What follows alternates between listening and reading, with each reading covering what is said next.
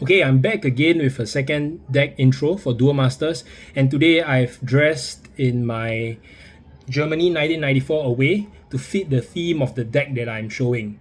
Okay, maybe not the black portion, but yellow for light, red for fire, and green for nature. So I'm showing you one of my my beloved decks rather, my nature, light, and fire Wave Strikers deck.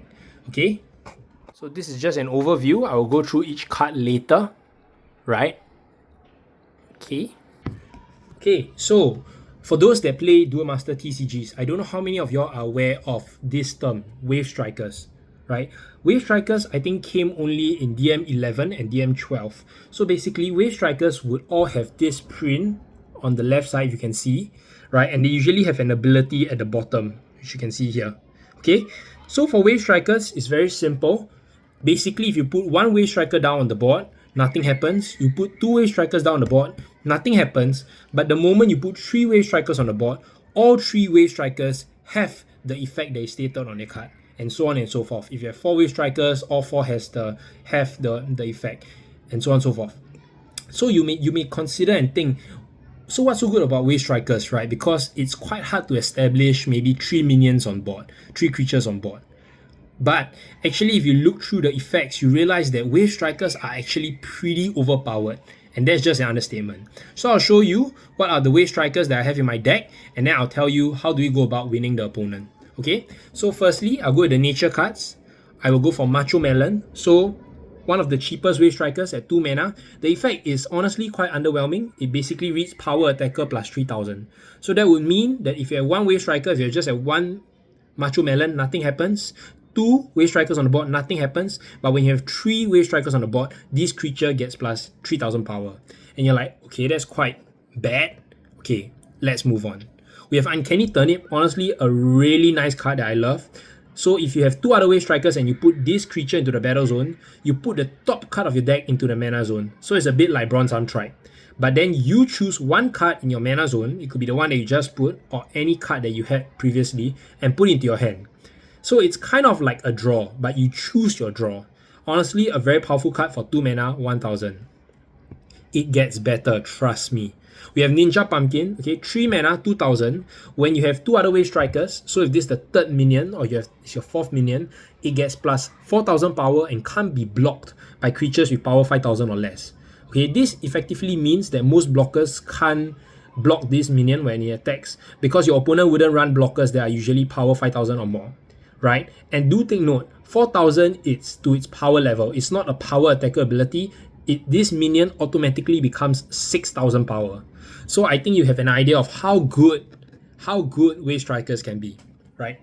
Next, I'll go to the fire cards. Firstly, I add two Tornado Flames into my deck. Very basic card. With the Shield Trigger ability, destroy an opponent's creature that has power 4000 or less.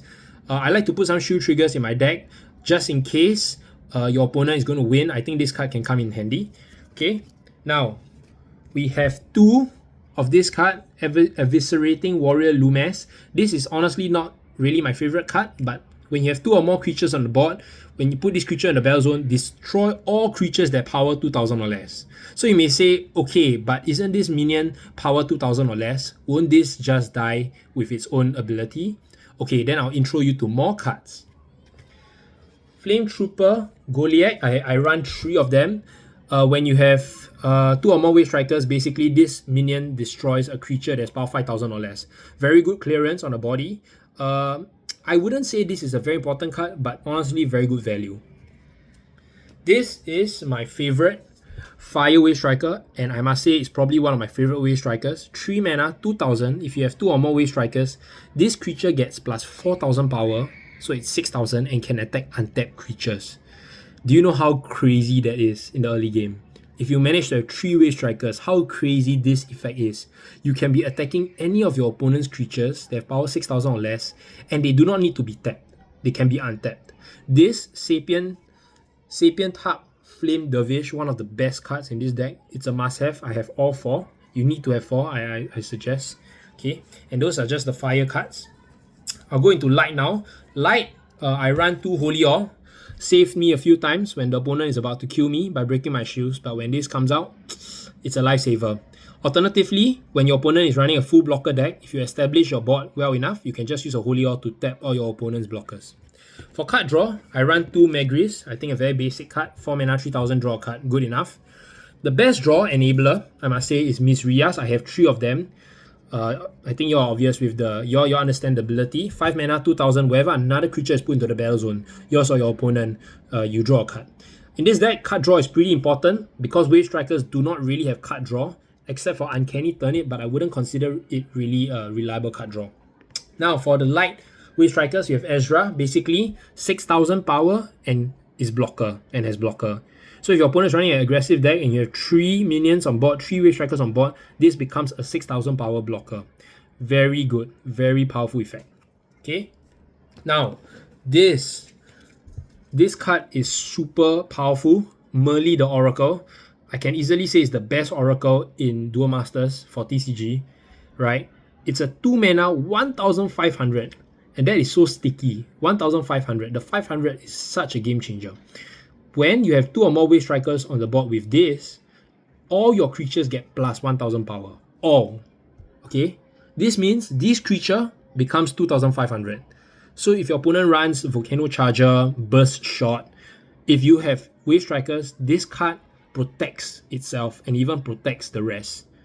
And so Merly, very important early game, is also one of the very few 2 mana Wave Strikers that would be good to have in your starting hand. Now, finally, if that wasn't good enough, you have the ultimate game changer, right? I run 2 Killstein.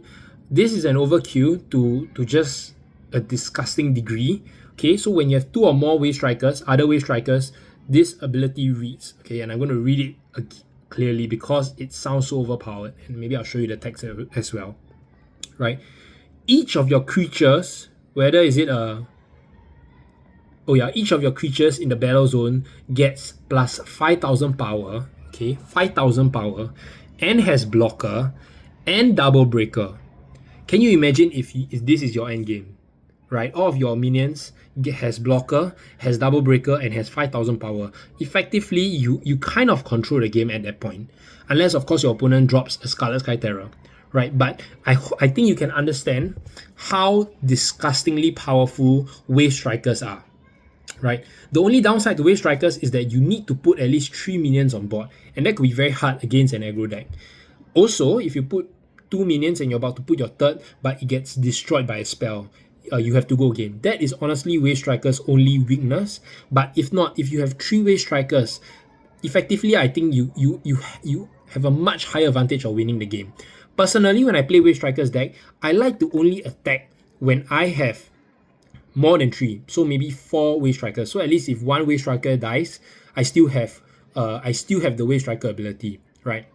And do take note, if you have Wave Striker ability activated, your minions have a high power, they have more life, and it's harder to clear them.